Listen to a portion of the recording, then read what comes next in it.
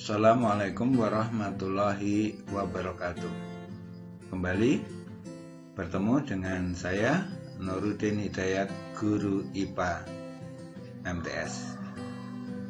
Pada kesempatan saat ini kita akan membahas lembar kerja kedua bab gerak. Ini adalah soal dari LK2.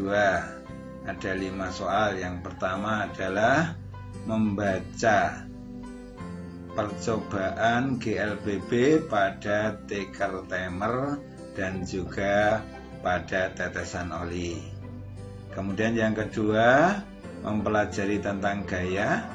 3, 4, 5 adalah kita mempelajari tentang hukum pertama Newton, hukum kedua Newton, dan hukum ketiga Newton. Mari kita bahas satu persatu. Pada pertemuan yang lalu, Bapak sudah menyampaikan video percobaan GLBB dengan menggunakan tikar timer. Jadi, percobaan itu menggunakan sebuah troli pada papan luncur, kemudian tikar timer atau pewaktu ketik, dan juga ada pita tikar timernya. Jadi troli nanti diikat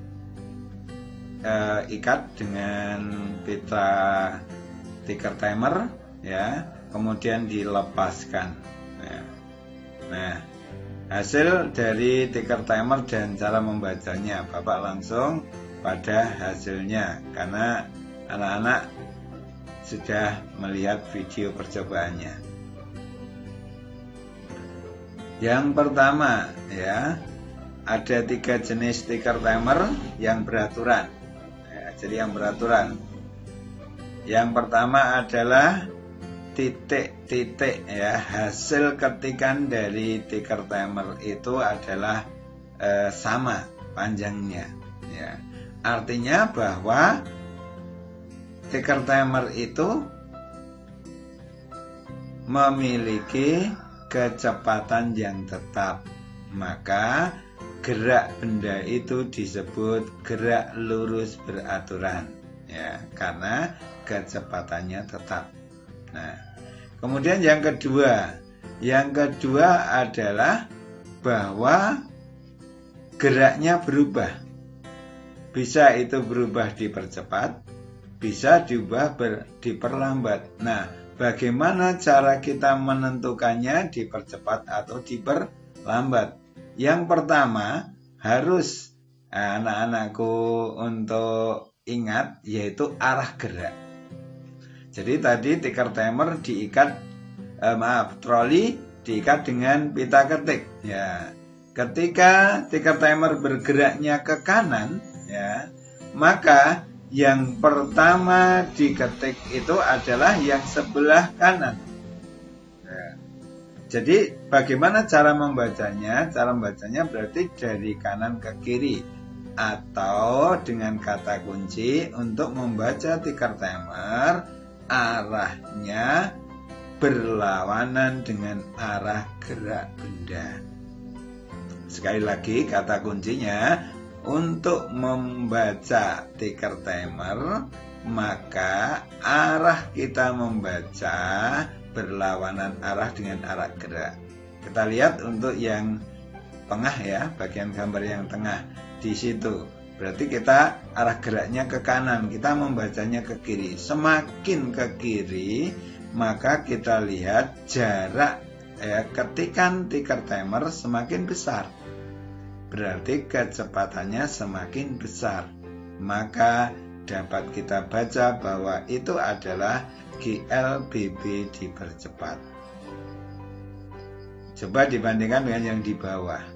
Arahnya ke kanan, maka kita membacanya ke kiri. Semakin lama jarak, ya, ketikan itu semakin rapat. Nah, berarti GLBB-nya adalah diperlambat. Nah, bagaimana dengan percobaan pada tetesan oli? Ya, perhatikan, ya. Jadi kalau sebuah mobil dia bergerak, kemudian waktu bergerak itu olinya netes, ya, maka kita dapat melihat ya dari tetesan oli tersebut geraknya seperti apa. Lihat bedanya dengan ticker timer ya. Kalau ticker timer tadi kita membacanya berlawanan dengan arah gerak, maka pada percobaan tetesan oli ini membacanya adalah searah dengan gerak. Karena di tempat yang pertama ya, oli itu menetes lebih dahulu ya. Jadi dari misalkan tadi yang di atas itu gambar mobil bergerak ke kiri, maka netesnya mesti dari kanan dulu, dari kanan menuju ke kiri. Ya, mobilnya terus melaju, dia juga terus menetes. Jadi kata kuncinya untuk membaca percobaan tetesan oli adalah arahnya searah dengan arah gerak benda. Jadi kalau bendanya ke kiri, maka bacanya ke kiri. Kalau bendanya ke kanan, maka bacanya ke kanan. Nah ini ya, jadi membacanya searah dengan arah benda. Ya, jadi kalau yang pertama itu kita lihat ya, jadi jaraknya sama berarti termasuk GLBB. Nah, yang kedua membacanya searah kok ya ke kanan, semakin ke kanan semakin rapat, berarti dia diperlambat. Nah, berarti yang ketiga itu ya bacanya ke kanan karena geraknya ke kanan, maka semakin panjang jaraknya berarti semakin dipercepat. Jadi itu untuk jawaban yang pertama, percobaan GLBB dengan ticker timer dan tetesan oli. Yang kedua, apakah gaya dan macam-macam gaya?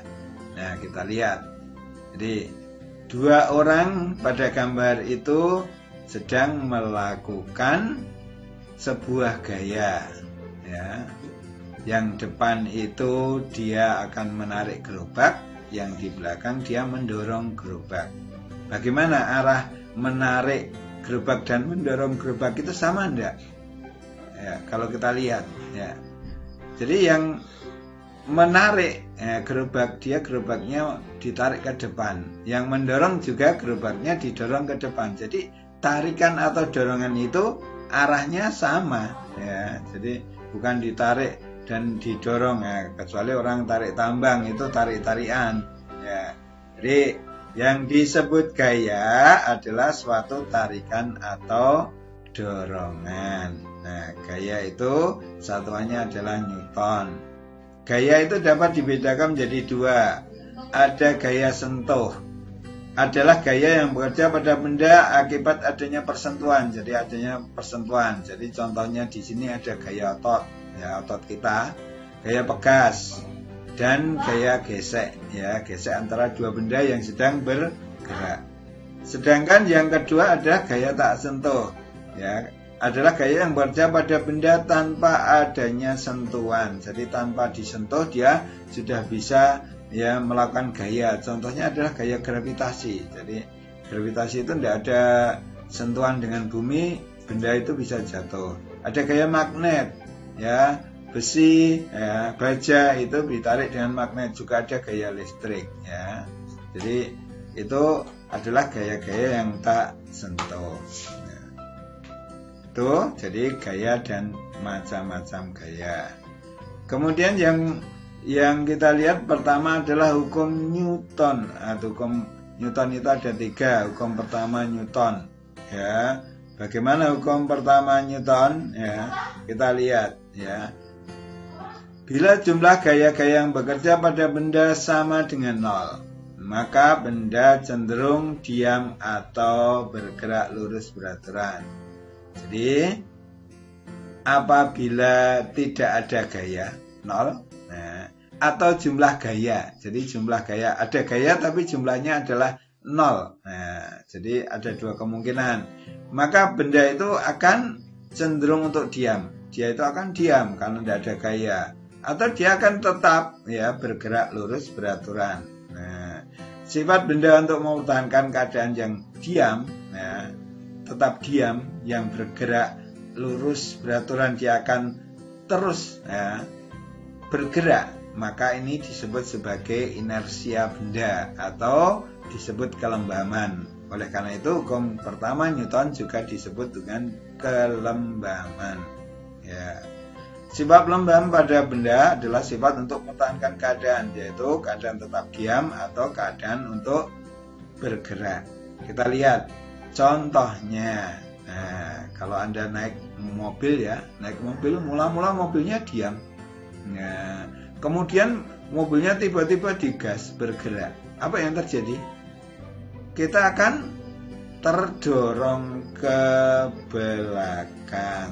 Jadi penumpang akan terdorong ke belakang kalau digas. Kalau dibalik, penumpang akan terdorong ke depan saat mobil yang bergerak cepat direm. Jadi kalau ada mobil yang bergerak tiba-tiba direm, maka kita terdorong ke depan. Ya, itulah yang disebut kelembaman. Kita enak-enak sedang bergerak tiba-tiba berhenti. Kita maunya terus bergerak seperti itu. Ya. Yang kedua, nah ini kalau Anda letakkan itu ya sebuah batu baterai atau benda lain di atas kertas, kemudian kertas itu Anda tarik dengan cepat. Nah, maka apa yang terjadi pada benda itu? Bendanya akan tetap diam ya, sedangkan kertasnya dia akan berpindah.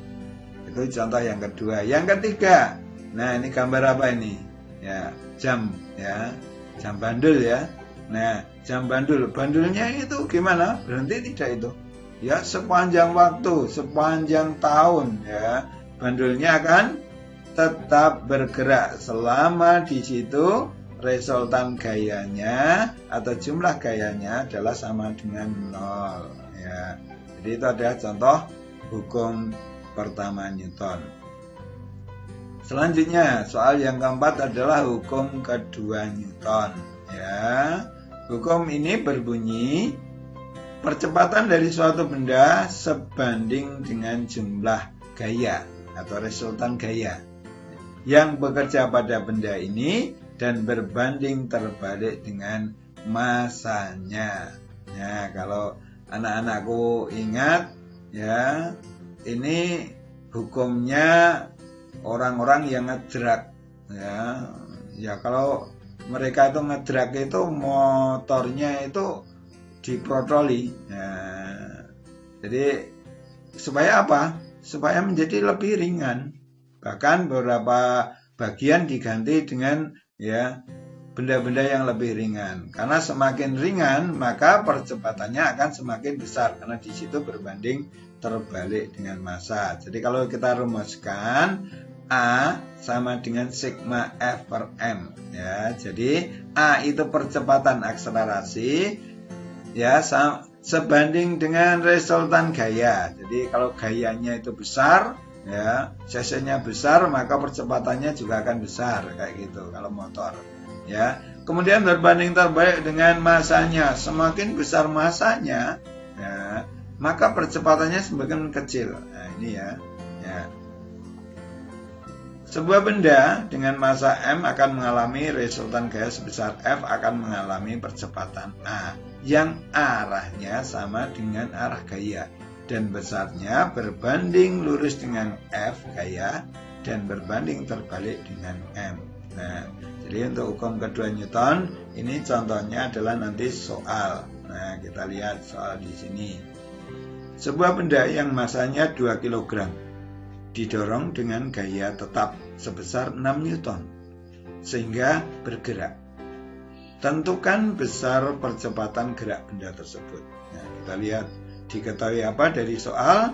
Diketahui bahwa masanya 2 kg, gayanya 6 Newton. Kemudian ditanya adalah percepatan.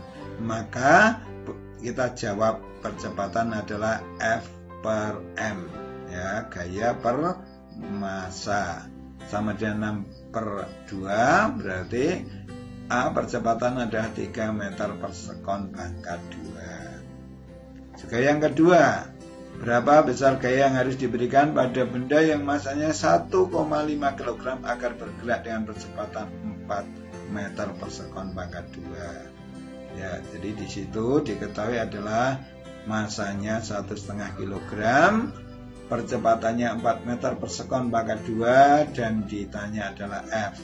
F sama dengan M kali A, berarti 1,5 kali 4 sama dengan 6 Newton. Ini adalah contoh hukum Newton yang kedua. Dan yang terakhir anak-anakku, kita masuk pada hukum Newton yang ketiga.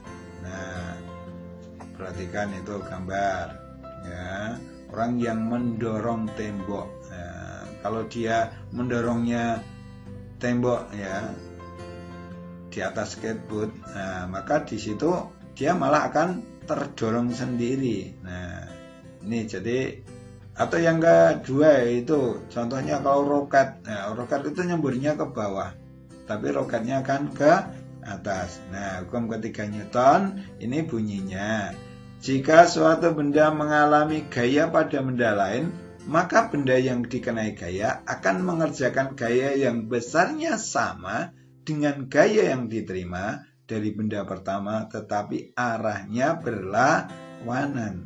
Ya. Atau hukum ini juga dikenal sebagai hukum aksi-reaksi. Ada aksi, maka ada reaksi. Anda coba, ya, Anda memukul tembok pakai tangan Anda. Ya, apa yang terjadi?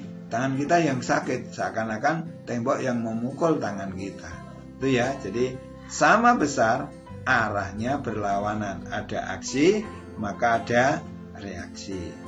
Contohnya, ini yang pertama, ya, ketika ada senapan atau pistol ditembakkan, ya, saat pelurunya, ya, bergerak ke depan, maka tangan kita atau pundak kita yang menembakkan akan terhentak ke belakang.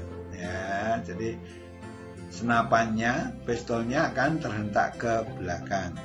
Yang kedua tadi roket tadi, ya, nah, atau mesin jet itu, ya, mendorong gas ke belakang, maka pesawat tempurnya akan ke depan. Juga perhatikan itu, ya, ketika kita bersepeda, ya, rodanya itu berputarnya ke belakang atau ke depan itu.